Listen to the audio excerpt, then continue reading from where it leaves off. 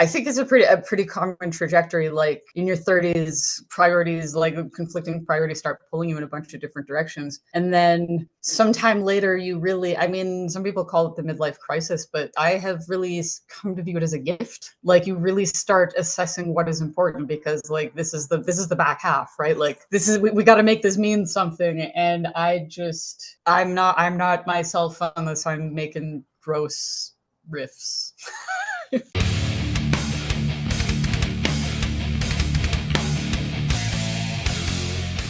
What's up, everybody? It's Keefy at GhostCultMag.com. I'm super stoked after many years to talk once again to Therese Lanz of Mayors of Thrace. How are you doing? I am fantastic. There's a part of the first warm day in April. Everybody I know, myself and everybody I know with seasonal affective disorder, which is quite common this far north, like we all feel our personalities coming back, and I just want to go like double backflip down the street in the sunshine. It's great. It's amazing. Awesome. I'm glad to hear it. Yeah, we are also spring is springing out here in California. We go way back, you and I, back to before I even worked at Ghost Cult, and now I'm the co-owner. Oh, I didn't know that. We thought, Congrats. yeah, I thought, well, yeah, I mean, it's been year 13, and my partner may regret joining me as the co-owner someday. But anywho, here we are, still plugging away. And I have been, so fond of your work and this band for so long. And I didn't get a chance to talk to you about the last record, but it was obviously my comeback record of that year. And I know, your career and other things in life get in the way. And I think the days of except for the upper echelons of people, I think the days of everybody doing a band full time forever is not possible. So, first of all, great to see you, and just thanks for continuing to keep going. In the words of my friend from Chicago's band, "Too dumb to quit."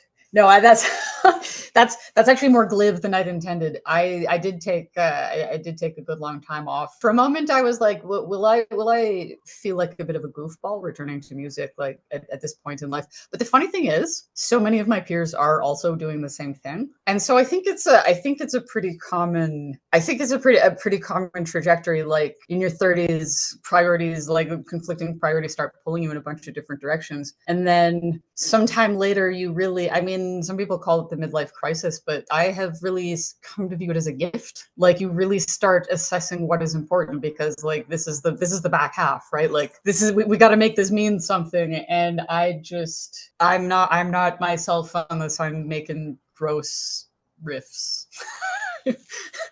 Please more, thank you. Please more. I live on gross riffs. That's what I'm here. That's why I do what I do still to this day.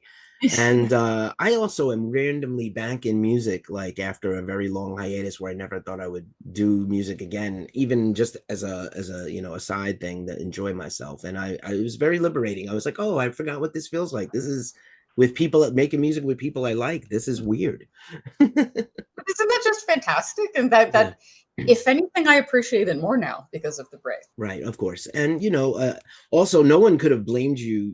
I was gonna say more than 20 years in music for you at least, and the Molting came out 15 years ago, and the Pilgrimage was 13 years ago. So like that break between, you have to live life, and nobody stays in like, encased in amber. We're living beings, and we have to grow and change. And I think the artist journey is to kind of fall, if you're not always, you can't always fall in love with yourself. I think you have to kind of keep it real, and like if you're not feeling it or something else gets in the way that has to take a priority, like adulting, you have to do those things, right?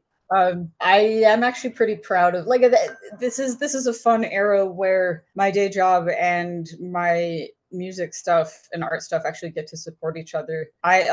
It's funny that you should say adulting because the most adult job I could possibly come up with for myself was video game developer, and and so that's what I do now. And I eventually, like after 11 years of making video games for other people, I actually founded my own indie studio. And Casey is my drummer. Casey is our sound designer. I can't wait. It's not announced yet, but I will give a hint that our first title is heavy music related. Amazing. I'm so stoked. That narrows it down. Let the guessing game in my brain, my journalist lizard brain, begin. No, I'm sure we'll sit tight and wait for you to announce anything. And of course, we'll support you always. I've always felt like you were always much missed, even during the break. And then, like I said, the exile came back at such a a really great year for music and a really good time where we need just gross heavy riffs, like you said. And this isn't much different. And I think all your music has always been personal, but the loss is following the something, it's your journey, right, as an artist and a lyricist and a storyteller. But I feel like this is a very personal story. It's something I'm very familiar with. And I didn't know how much you wanted to leave it up to the listener or break it down a little bit. I'm so happy to get this concept record from you, but I also want to know if you're okay. I am okay. I'm totally okay because, like, in large part because I have this outlet, because I can get it out, and I encourage everybody who's going through some shit to find an outlet, Also, I'm not too bothered by talking about it because one thing that I discovered in this process, grief is the most universal human experience. One thing that, again, one fun little surprise about this part of life is our parents start dying. And all my friends are going through different variations of the same thing. And it runs the full spectrum from people who their parents are their best friends to people who haven't talked to their parents in 20 years. And so, of course, the loss of your parents is a very, very different experience. The song titles on the album they're named after Elizabeth Kubler-Ross's famous stages of grief. But then there's a couple bonus kinds of grief in there that that I encountered in my readings. And one of them is complicated grief. Complicated grief is like when your parent who sucks, who was the worst, dies. You still grieve, but you're grieving not necessarily them. You might be grieving the relationship you never could have had with them.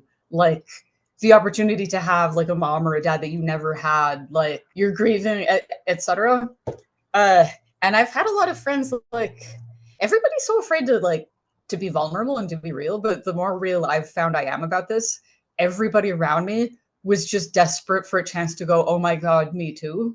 And to share some part of their selves. So like we're all going through the same shit. Like we're all human, and we're all suffering together. And that makes it, for me anyway, that makes it a lot easier to bear. But damn, I'm great.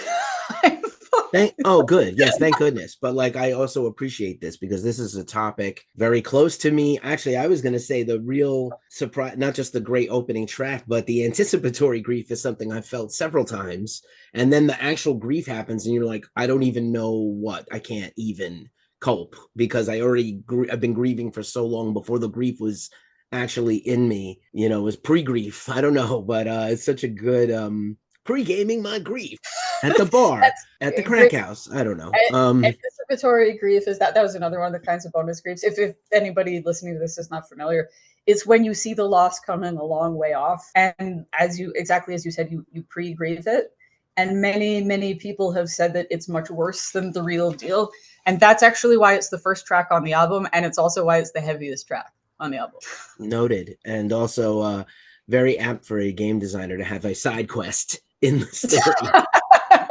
Several side quests, but I like it so much. Disenfranchised grief is another one I love to unpack without obviously breaking down. People should look up the Kubler-Ross book on Death and Dying, I think is the official title of the full book. There is actually no rule book on grieving. Hers is the best recognized and known.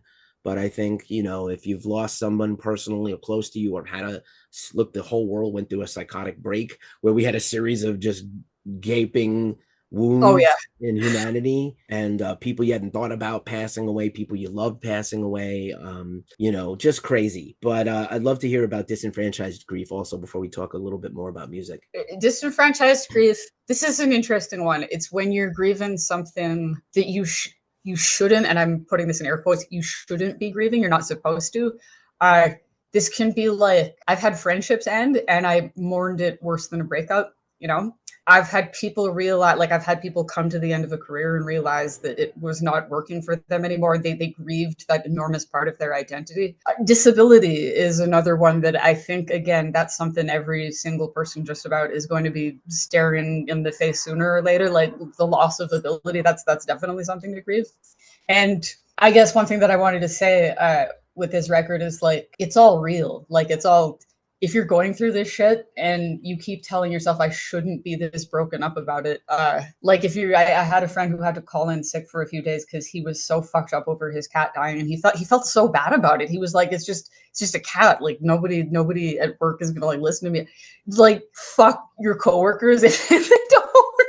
If they don't at least have some compassion for the fact that like an important part of you is gone now. And again, we're all, it's so universal. It's all, we're all struggling through this together, and like playing the tough guy doesn't help anybody. Right. Yeah. Noted. I just had a recent, not my personal dog, but a dog I cared for a lot passed away suddenly, and it was rough. And no puns intended. They're rough.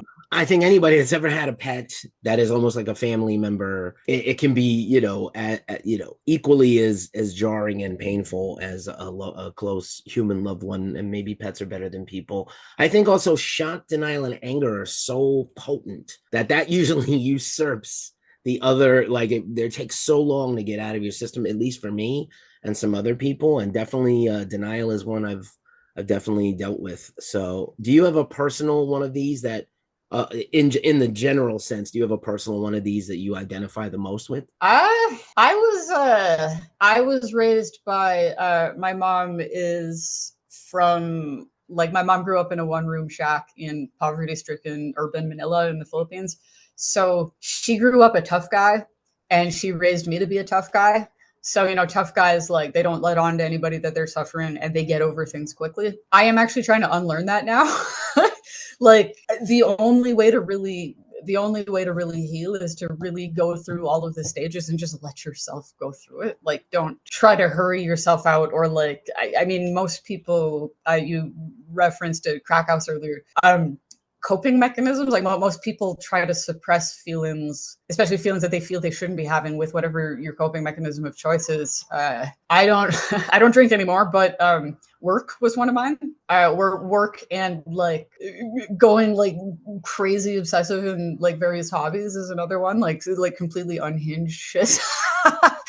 I mean, people like it on the surface it looks less self-destructive than like hitting the bottle, but like you can fuck up your life just as bad by working yourself to death as you can by drinking yourself to death. Girl, same. For real.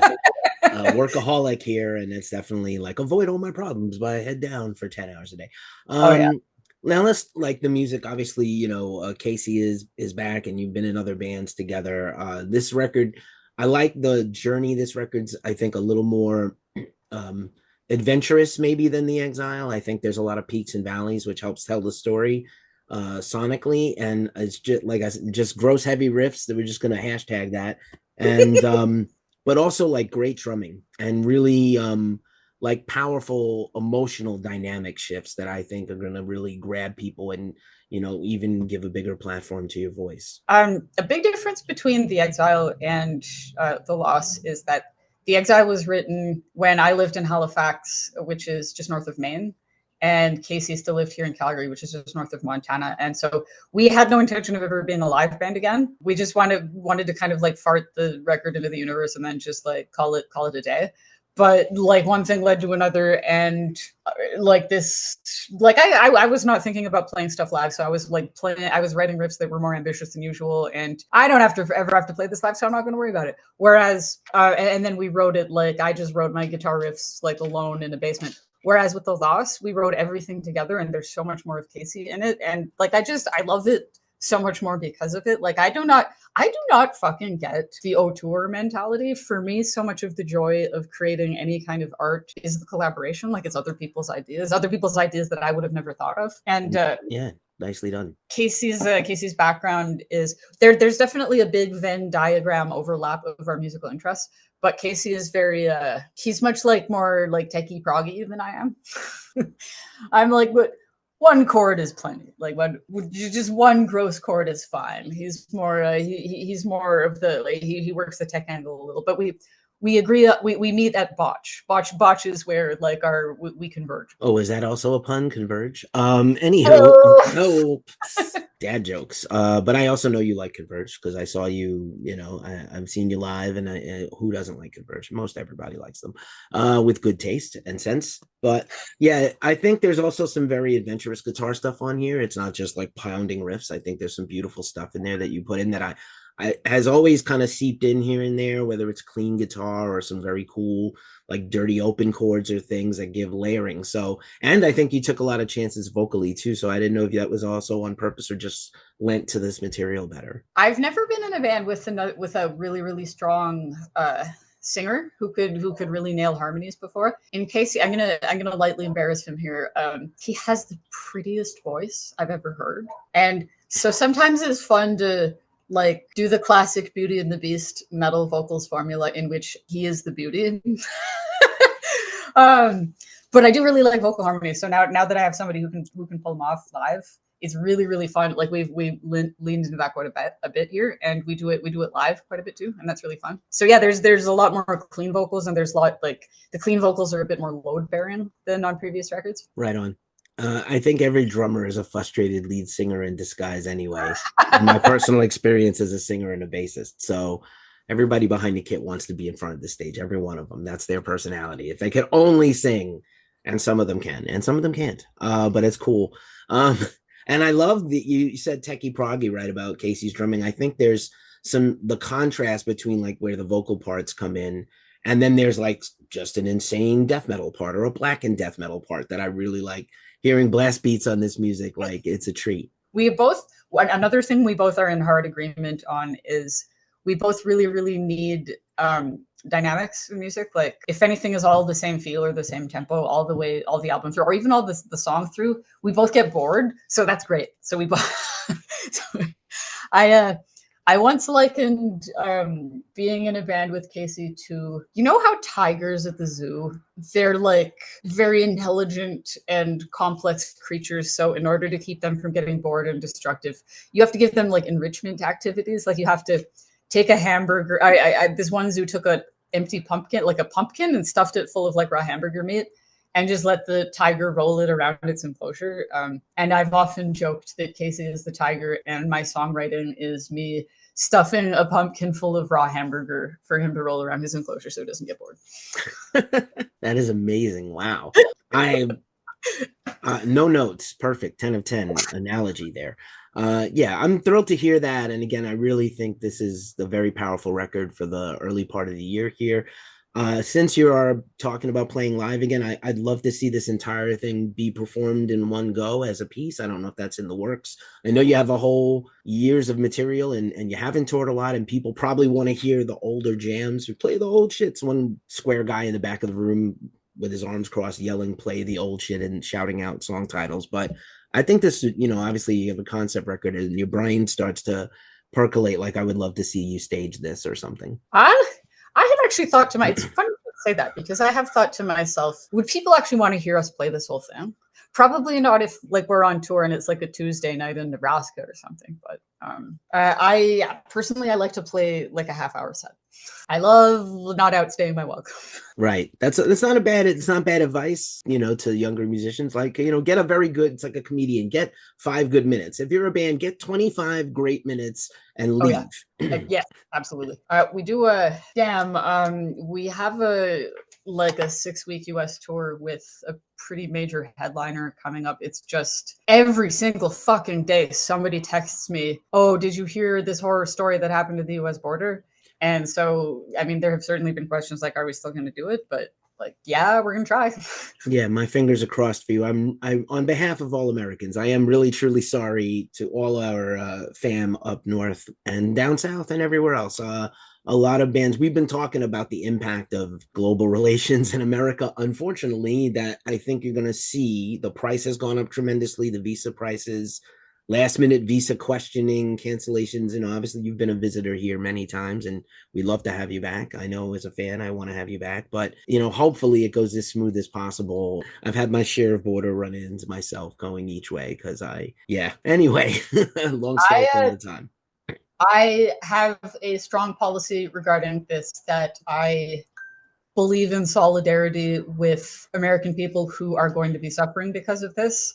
Like, people who do stuff like take a principled stand or a boycott or whatever, like don't take it out on like what's that one quote from the graphic novelist Marjane Satrapi?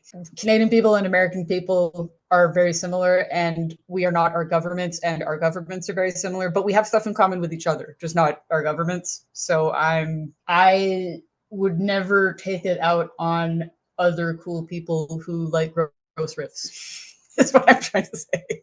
Yes.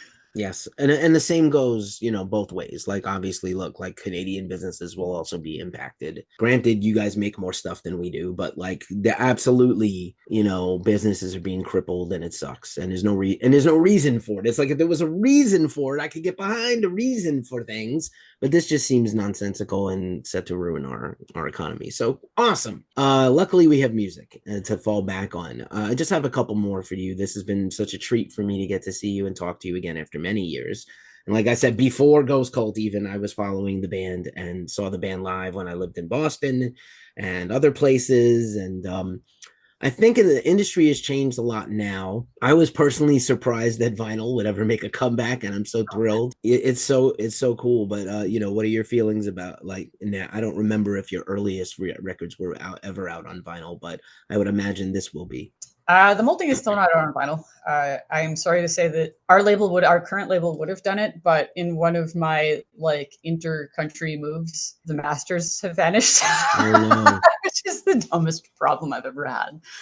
I think that I love the return to physical media, and I have found I don't ever want to take the boomer stance of new technological developments are bad, blah, blah, blah, blah, blah. In my life, and because of my habits and in my artistic practice, both professionally and personally, I have found doing things slowly and doing things analog and doing things the inconvenient way and doing things the mindful way where I really, really have to be present has only made me better and has only been better for my mental health.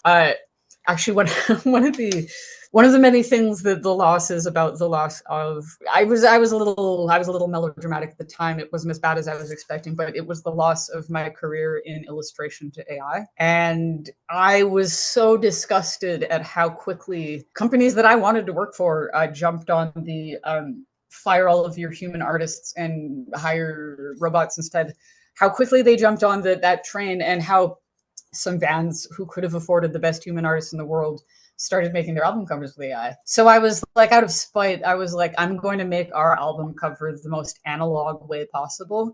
I looked into stone carving. I looked into like embossing and metal, but I had to be realistic. So I landed on embroidery. And so our album cover is hand embroidered by me. And I actually did it in the van while on tour with Conan, who are just about the sweetest people on earth. And at one point, Dave Riley from Conan sat on my needles. And so there is a little bit of Dave's butt blood in our album cover. And I think that's a pretty good backstory.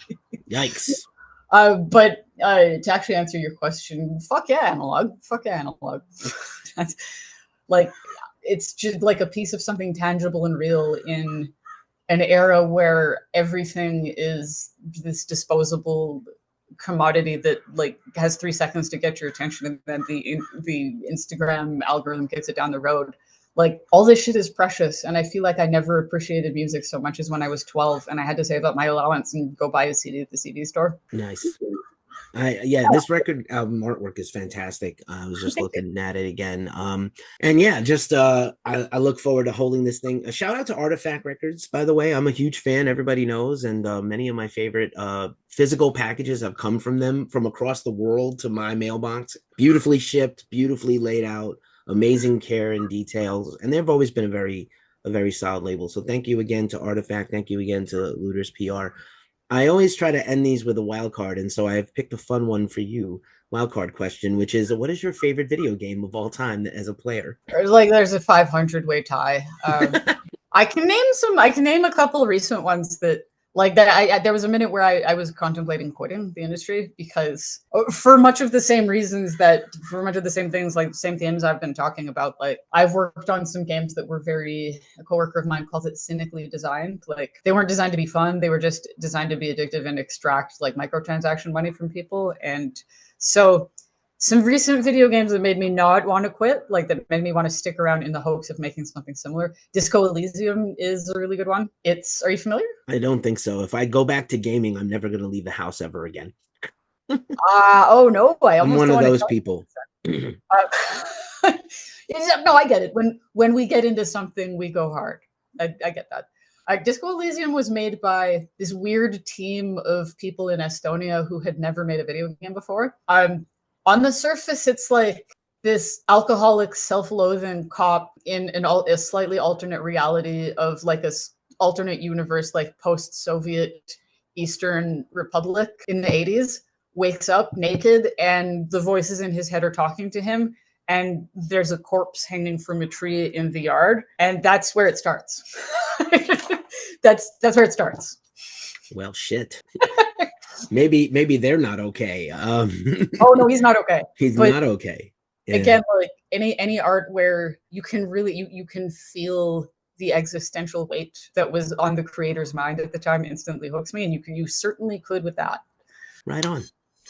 All right. Do you have a favorite game you've ever designed so far? The one that we're working on right now. All right, that's a good answer. I'm not opposed. Be proud of the current thing, just like the current thing you have, this new album. What a treat for me to chat with you. I always enjoy it. You've been a great guest of mine several times, and I can't wait for this record to come out and for everyone to hear it. The Loss is coming out from Artifact Records from Mares of Thrace. Therese, thank you so much for everything. It's lovely to see you again, chat with you again. Yeah, fantastic. Thanks so much. Take care. You too.